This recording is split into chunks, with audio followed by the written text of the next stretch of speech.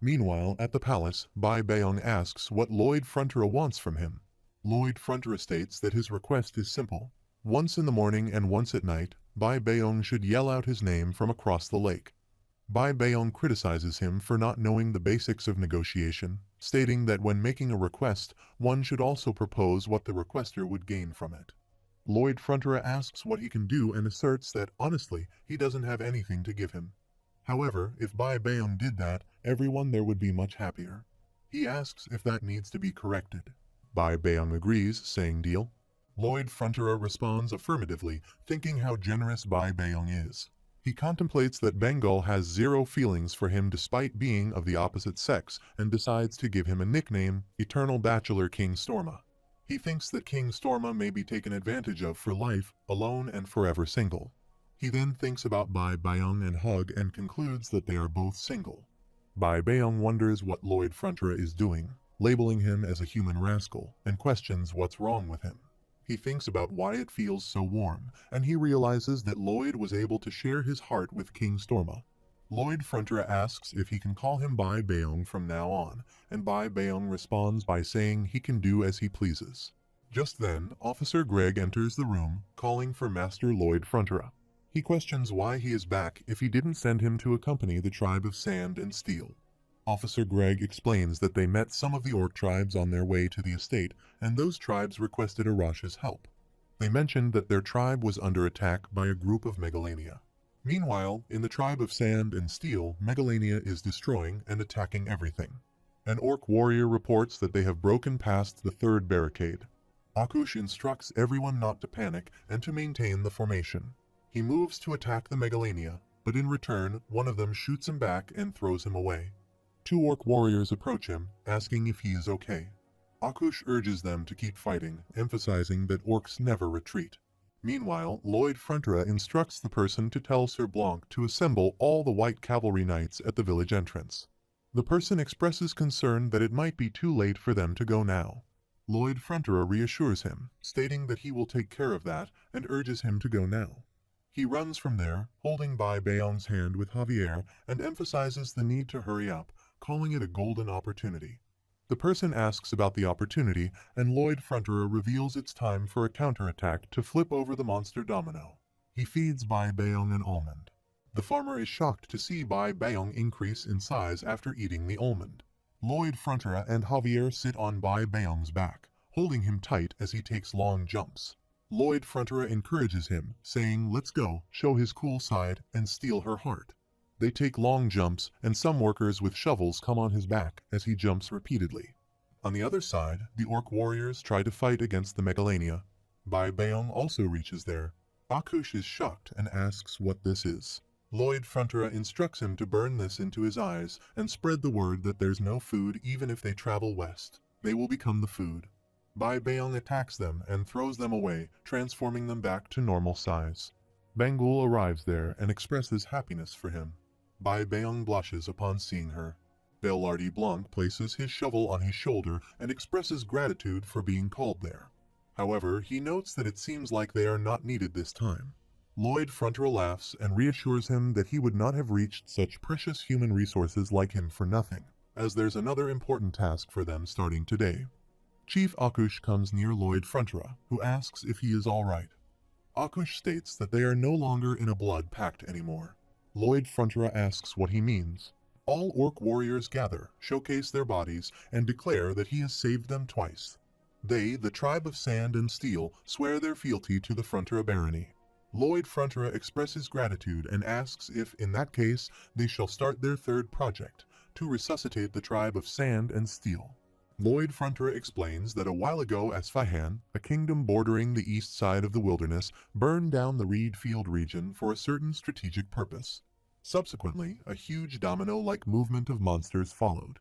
Among those monsters, there were some from barbaric tribe societies that possessed intelligence, and they were the ones to witness it happen. He describes how 3 apex predators of the Megalania species were rolled up like wasted paper and sent flying away. Lloyd Frontera continues, mentioning that those sentient monsters began to spread what they saw to the other monsters, and word spread that there's a legendary beast the size of a mountain at the end of the west side. He details that it was so big it could touch the clouds, and its tail was the epitome of a god's wrath, as though a swish could cause a typhoon. Its round black eyes looked like they witnessed nothing but an abyss, and its two fangs were capable of eating every living thing in the world.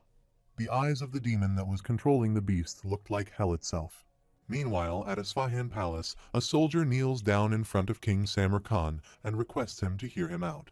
He explains that as per their initial plans, the tribe of Sand and Steel, whose forces have been expanding at a frightening pace, abandoned their settlement and migrated over to Magentano's forest. Samar Khan acknowledges the success of their plans and inquires about Magentano's response. The soldier reports that, strangely enough, the tribe of Sand and Steel was able to arrive in Magentano safely and without any issues. Samar Khan expresses disappointment, stating that he wanted to see the flustered faces of those sly Magentano. He tells the soldier that it's all right, he hears him, and he may stand down now. The soldier seeks forgiveness and adds that one more problem has occurred. He explains that the groups of monsters that they have driven out have returned and are currently attacking their border ramparts. Samar Khan reacts in shock, asking what he just said. He reports that they are using all the firepower they have to repel them. However, they seem to have been driven mad due to fear and are showing no signs of slowing down. Samar Khan orders all the soldiers in the vicinity to gather, attack them with fire, and install an even greater fear in them. He acknowledges and says he will get it done. Samar Khan contemplates that having a monster domino strategy backfires on them and wonders if this is Magentano's scheme. He dismisses the possibility, thinking it should be impossible to repel such a large-scale monster movement unless there's a true devil living in the West. Meanwhile, Lloyd Frontra moves some papers and says, "Alright, please sign here." Meatloaf asks what kind of document this is. Lloyd Frontra explains that it's written there, and if it needs to be clarified, it's a full debt repayment receipt. He adds that the check he's giving covers all the interest accumulated too. They both start closely checking the check and the contract paper. Meatloaf asks what they are doing and tells them to sign it quickly and get lost. After a while, they leave the room and Erox Frontra enters. He sees Lloyd Frontra holding a paper and asks if they really paid off that huge debt. Lloyd Frontra shows the full payment receipt and asks if they shall frame this up. He hugs him, gets emotional, and expresses that he has worked so hard to pay off the mistake that his foolish father made. He apologizes for making him go through all this trouble and admits he doesn't know if he deserves to be his father. Lloyd Frontra asks if he loves him. Erox Frontra wonders if he even needs to ask that, and affirms that of course he does love him. Lloyd Frontra then questions if that wouldn't be enough to make him his father. The system window notifies him that he has obtained a new title, number 1 at escaping a mountain of debt. It further mentions that the title region is the entire Cremona region. The active period of the title is forever, and CP from Title 2. The notification also states that the title powers he has gained include the highest level of financial credibility, allowing him to receive investment capital at the lowest interest rates with the most favorable terms. After a while, Lloyd Frontra is walking on the town street, and Javier comes to him, informing him that the tribe of Sand and Steel has now relocated and settled in the eastern mountain ranges. Lloyd Frontra acknowledges this and says, "Alright, great job." Javier adds that the White Cavalry is assisting in wrapping up the relocation, and Akush is happy that there is tons of food that will help in building muscles. Lloyd Frontra walks away and says, "Alright, he'll take a break too." He reflects that he has managed to move and settle the tribe of Sand and Steel into the eastern mountain ranges. Even if the domino effect comes back for them, they will be able to buy time, and their estate will be safe once he calls for Bai Bayong to go on the counter-offensive. He further reflects that since the debt has been fully repaid, he no longer has anything to worry about.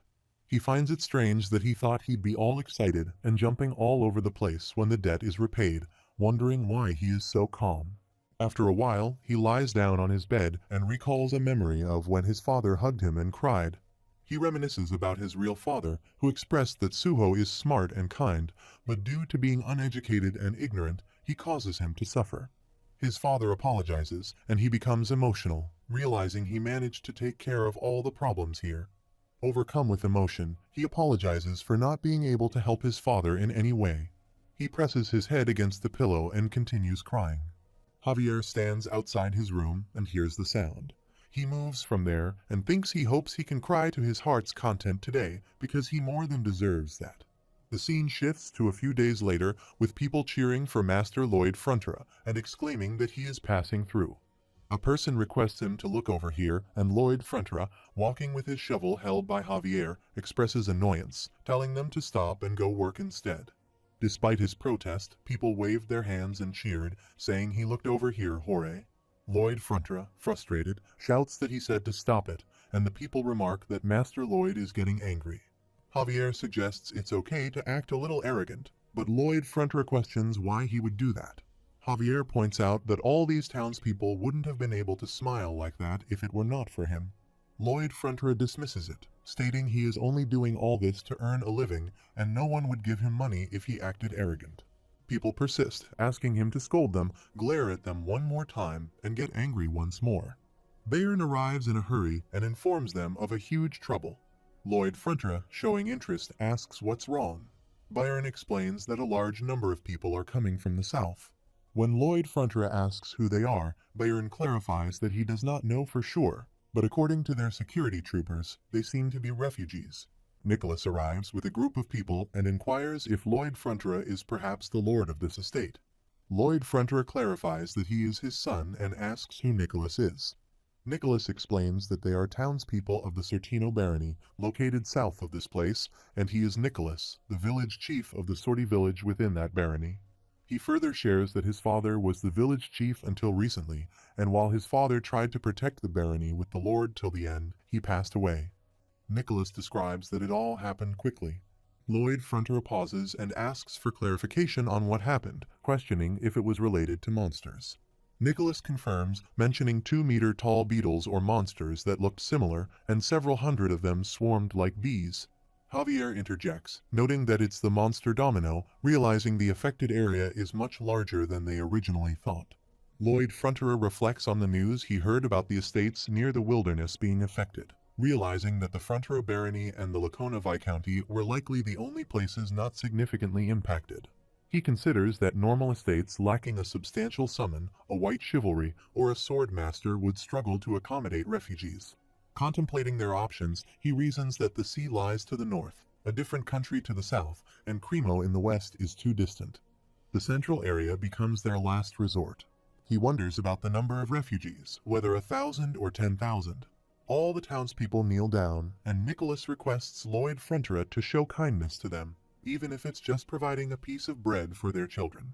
Javier remarks that he believes the refugees will likely gravitate towards their estate, but he emphasizes the impracticality of accommodating them all due to space constraints. Lloyd Frontier responds positively, expressing enthusiasm about the situation. He inquires about Javier's thoughts. Lloyd Frontier questions the rationality behind Javier's considerations in such circumstances and urges him to contemplate the matter more deeply. He prompts Javier to consider the potential increase in tax revenue if these refugees become part of their estate, which leads Javier to question if Lloyd sees these distressed individuals merely as a source of income. Lloyd Frontier instructs Sir Bayern to assign a portion of their engineers to cooking duties and prepare food for the refugees, to which Sir Bayern agrees. The townspeople express gratitude. Lloyd Frontier indicates his intention to depart and mentions he needs to report the situation to the Baron. Bayern advises Javier not to become too angry. He asserts that what Javier has just said is excessive. In Bayern's opinion, while Master Lloyd might possess the ability to read others like a book, he genuinely does not comprehend what he wants. Bayern believes it would be prudent to observe what Master Lloyd will do for a while longer before getting upset, if necessary. Meanwhile, Lloyd Frontier sits with the Erox Frontier and predicts the arrival of more refugees. He inquires about the appropriate course of action and expresses doubt regarding their financial capacity to care for all of them. Lloyd Frontier questions whether he wants to take them in. He acknowledges the imperative to assist those in need, but points out that, with their current food stock, they won't last for more than a few days. Lloyd Frontier questions what he is talking about and asserts that they should have enough resources to feed them all for the time being. After a while, there were tons of wingless locusts. Lloyd Frontier stands in front of them with his parents and states that they have preserved all these to use as compost in the future. They also have tons of them in nearby storage. Erox Frontier is shocked to see this and comments that feeding locusts to people is a bit unusual. Merbella Frontier sits down, picks up a locust, and starts eating. He is surprised to witness this. She mentions that they taste somewhat like prawns, asserting that they shouldn't pose a problem since orc warriors consume them without issues. She acknowledges the slightly gamey smell and suggests addressing it. She asks Lloyd Frontera if he can leave it to her to instruct the cooks. He replies, of course, that's precisely why he brought her here. Meanwhile, the orc warriors establish camps for refugees. Lloyd Frontera and Vaillardi Blanc arrive at the site, with Vaillardi Blanc reporting the completion of the initial round of temporary tents. Lloyd Frontera urges a prompt supply of ingredients, emphasizing the need for a substantial quantity. Michael signals with a white flag, informing that approximately 100 refugees are approaching from the north. Expressing surprise at the speed of their arrival, Lloyd Frontera urges quick action to avoid potential freezing. Podong responds by striking the floor. Bayern issues instructions for the heating system production team to proceed and calls on the cementing team to assist Dame Bangol in 3 shifts. Bangol employs her powers, and Bayern organizes 2 teams in the south and 3 teams in the north, alerting them to the imminent arrival of refugees. Simultaneously, in the kitchen, Merbella Frontera stands holding a book before a group of servants, announcing their intention to transform the locusts into highly nutritious dishes. A lady raises a concern about the strong, gamey smell and seeks guidance on managing it. Merbella reveals that the ancient and legendary recipe book in her possession was written by a dragon chef, detailing the secret she discovered when becoming the Dragon King chef. She discloses that Lloyd acquired the book after defeating the Dark Sorcerer, leaving the servants in awe of the legendary nature of the recipe book. A lady expresses excitement, mentioning the book's reputation for helping its readers create delicious meals with simple ingredients. Another lady adds that it also contains entertaining jokes, enhancing the reader's immersion during perusal. Meanwhile, Lloyd Frontera sits atop the mountain, observing the camp and the collaborative efforts of people assisting each other. Contemplating the limited space, he ponders the possibility of expanding the living quarters towards the northern mountain. However, he doubts that such an expansion would be sufficient. While acknowledging their current ability to survive, he grapples with the uncertainty of long-term solutions. Amidst his thoughts, the cry of a child reaches him. In the camp, Rudy embraces his mother, shedding tears as he expresses a longing to return home. His mother, however, informs him that they no longer have a home and emphasizes gratitude for the kind people who have taken them in. Rudy persists in his desire to return to the house his father built, but his mother apologizes and assures him that they will rebuild someday. Lloyd Frontera reminisces about his real-world house, reflecting on the joyous moment when they initially unpacked their belongings after moving in. Both his father and mother wore smiles of happiness during that time. Lloyd acknowledges the constant mention of their house in their conversations and laments that he can no longer witness those smiles. Despite it being a modest and shabby house on the outskirts, it held a special place for him, brimming with the happiest moments of his life. Determined, he reassures those around him not to worry, assuring them that he will have a house again soon because he is present. Just then, Javier comes up behind him. Lloyd looks at him and mentions that they are on the brink of undertaking their most extensive construction project to date. Javier inquires if there is a way to accommodate everyone, to which Lloyd responds affirmatively, stating that there will be more than enough space for that. Placing his shovel on his shoulder, he declares their intention to construct apartments. He reflects that apartments are a common type of building seen in South Korea, and considering their estate's current circumstances, this type of building would be the most effective solution. He recognizes the potential to gain significantly more living spaces with a small amount of land, and managing administration would be simplified as everything would be in one area. He acknowledges that the cost and effort required for construction are reduced through standardization, and having units in all directions optimizes insulation. Utilizing his simulation skills, he contemplates that the final and greatest advantage lies in providing refugees with an environment where they can support themselves. This, in turn, would result in a concentration of population, increased purchasing power, the formation of a business district, and an upsurge in tax revenue. Considering this endeavor as his last job, he envisions stopping work and relishing life to the fullest thereafter. He perceives this as fulfilling humanity's long-cherished desire, transforming into a rich, unemployed individual. Contemplating the management of the estate, he dismisses the idea, deciding to provide Sir Bayern with a substantial amount of money to handle it. He is confident that if Sir Bayern retires, he will successfully groom a proper successor. Feeling dizzy, Sir Bayern is supported by two workers as he experiences sudden chills and cold sweats. Michael advises him to rest, acknowledging that he has worked too hard. After a while, Lloyd Frontier gathers a meeting and declares that he will now brief everyone on Frontier Estate's honey apartment construction plan. He emphasizes the importance of paying attention to the documents he has distributed. Javier raises his hand and objects, expressing concern about the name of the building, perceiving it to be filled with ulterior motives. Lloyd advises Javier not to speak unnecessarily in the middle of the meeting and insists on maintaining order. Javier argues that his opinion on the project is justified and requests permission to speak. Lloyd instructs him to wait for permission and questions why he keeps interrupting the meeting. Observing Sir Bayern's appearance, he inquires about his well-being. Sir Bayern explains that he has been having the same dream for a few consecutive days, involving a slave-driving devil making him work until he dies of old age. Lloyd reassures him, stating that such a thing won't happen, and directs everyone to focus on the first document.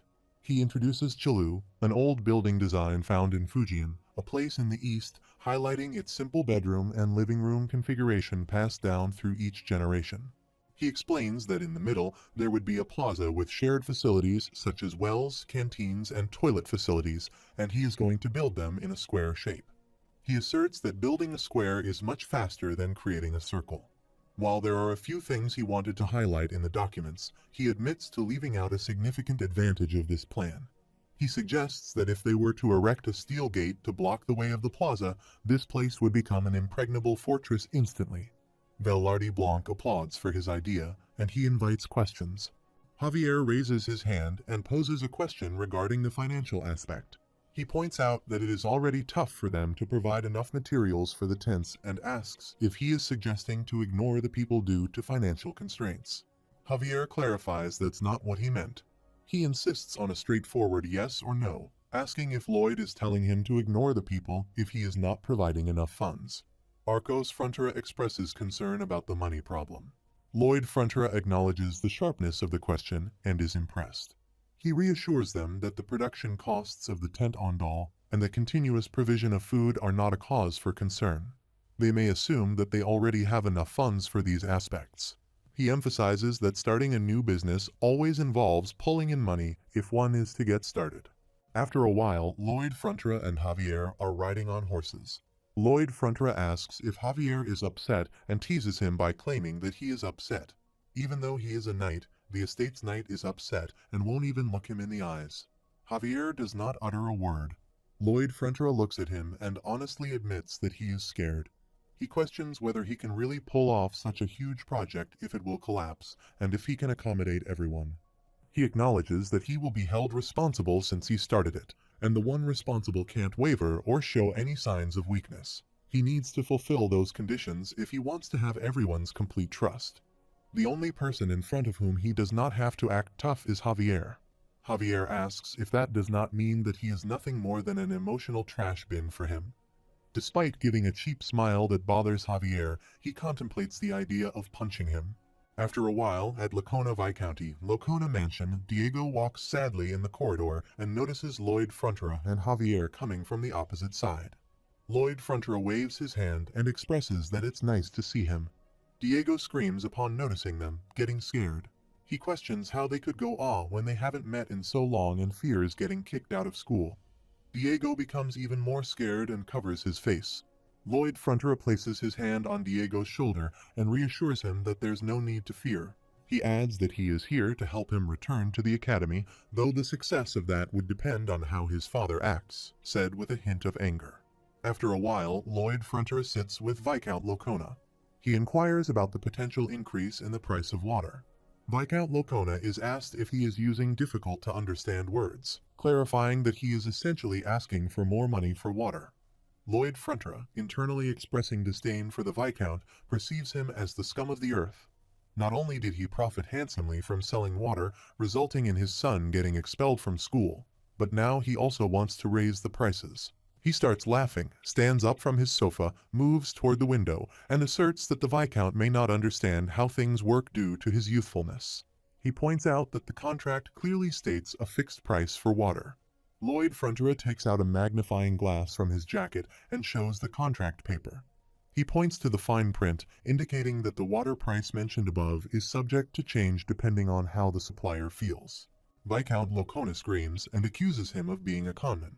He claims that someone is attacking him, and he's on the verge of dying. In response, Viscount Locona grabs his collar. Lloyd Frontera calmly urges him to settle down, emphasizing their neighborly ties and the assurance that he wouldn't irrationally raise prices. He asserts that this exchange would be mutually beneficial. However, Lloyd Frontera becomes visibly angered. Lloyd Frontera proceeds to outline 2 key points.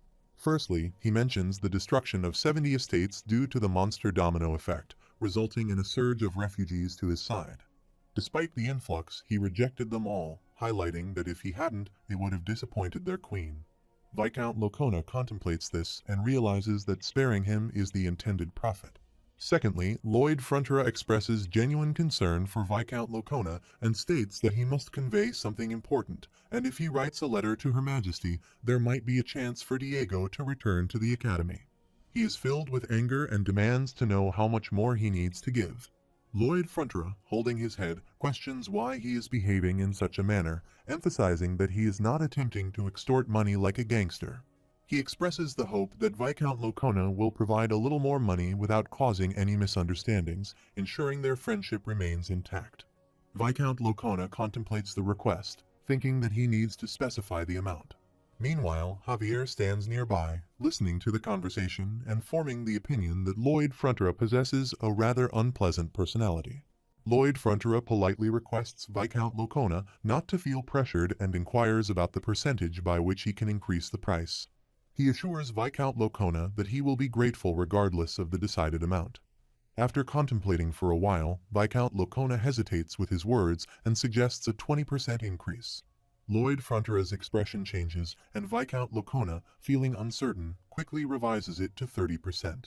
Lloyd Frontera, now showing signs of frustration, bites his lower lip. Viscount Locona, feeling pressured, looks at Javier, who signals him with his fingers. Finally, Viscount Locona shouts that he will increase it by 50%. Lloyd Frontera, displaying another strange expression, makes Viscount wonder why. He queries Javier, confirming whether he instructed him to propose a 50% increase. Javier affirms by showing his fingers and indicating 5 times. In response, he exclaims that a 5-fold increase is outrageous and labels it as daylight robbery. Lloyd questions why he perceives it as 5 times, asserting that a 4-fold increase is sufficient. Upon receiving confirmation, he proceeds to stamp the contract paper. After a while, Lloyd Frontera and Javier emerge from the mansion, walking on the road happily. Viscount Locona sits in his room, closely examining the contract paper. On the other side, Lloyd Frontera asks Javier why he appears so gloomy. Javier responds, stating he feels like a blackmailer. Lloyd Frontera corrects him, asserting that's not how he should express it. He chuckles, emphasizing that he shouldn't feel as though he is on the verge of becoming a blackmailer. He has already become one. He inquires whether Javier assisted him or not, asserting that Javier is now an accomplice and undeniably a blackmailer. Javier gives him a strange expression, declaring that protecting him is the extent of his duties and he will never again assist him in fraud or serve as his construction tool. In response, Lloyd Frontera mentions that in that case, he won't sing him that lullaby anymore. Javier points out that it has been months since he became a sword master, and he can now control all his senses perfectly, rendering lullabies unnecessary. After a while, Javier lies down on his bed and attempts to sleep. He then takes his pillow and approaches Lloyd Frontera, asking him to sing that lullaby. Lloyd Frontera declines, stating it's too troublesome. Javier persists, requesting assistance. He queries whether Lloyd Frontera has heard of sleep hygiene, explaining that it involves establishing a specific routine for sleeping. Once a habit is formed, his body won't be able to sleep without following certain steps. Javier emphasizes his understanding and urges Lloyd Frontera to sing the lullaby. Relenting, Lloyd Frontera sings for him, after which Javier sits on a chair and falls asleep. He relaxes his hands, stating, "All right, if he shall begin today's tasks." He arranges some papers on the table, utilizes his power, and creates sketches for apartments. Reflecting on his luck in knowing how to build ondals, he acknowledges a lack of knowledge on constructing apartments and contemplates his next steps. The message box inquires if he plans to try out all the simulations while building it. He affirms, stating that he intends to use another skill to assist, and his level for attempting until it works is at the maximum level, expressing confidence in his abilities. The scene transitions to the next morning.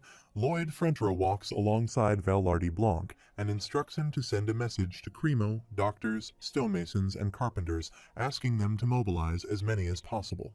He directs the continuation of the supply of cement materials and the purchase of as much grain and meat as the estate in the west can afford.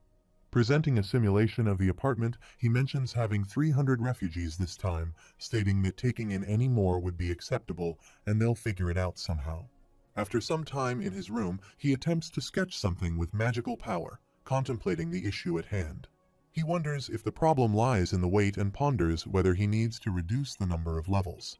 Experiencing nosebleeds, he dismisses the idea, determined not to decrease the level of his honey apartment.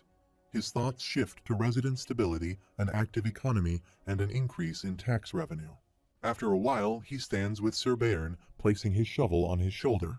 Bayern states, based on calculations, that the only thing they will be able to afford in 4 months' time is the soldiers' overtime pay. He emphasizes the need to scale down the plan to something more realistic or to send part of the refugees to other estates. He reassures Bayern not to worry, asserting that he will ensure ample funding. Bayern is shocked to hear this. Just then, Lloyd Fronterer falls down and loses consciousness. All of them are shocked and rush to pick him up, pleading for him to wake up. The scene shifts to the royal capital, Magenta. Queen Alicia Termina Magentano is on the fighting ground, surrounded by soldiers holding crossbows. She grasps her sword and prepares for battle. The chief soldier gives the order to attack, and they all release arrows. She utilizes her sword with a magical aura, breaking all the arrows before they can harm her. Everyone is shocked to witness this. She reflects on her only noticeable improvement being the ability to create aura faster, deeming it pathetic. Recalling Kyle's past attack on her, she resolves not to allow herself to be humiliated like that again. Suddenly, a servant arrives and summons her. She inquires about the matter. The servant informs her that an envoy from the Frontier Barony is seeking an audience with her. She wonders if Lloyd Frontier sent that envoy and proceeds to the palace. Javier kneels there, holding a letter, and begins to read. The letter requests Her Majesty to hack this lowly and incapable vassal of hers to pieces. She contemplates the unexpected nature of the message and wonders what trick the sly fellow, Lloyd Frontier, is up to again.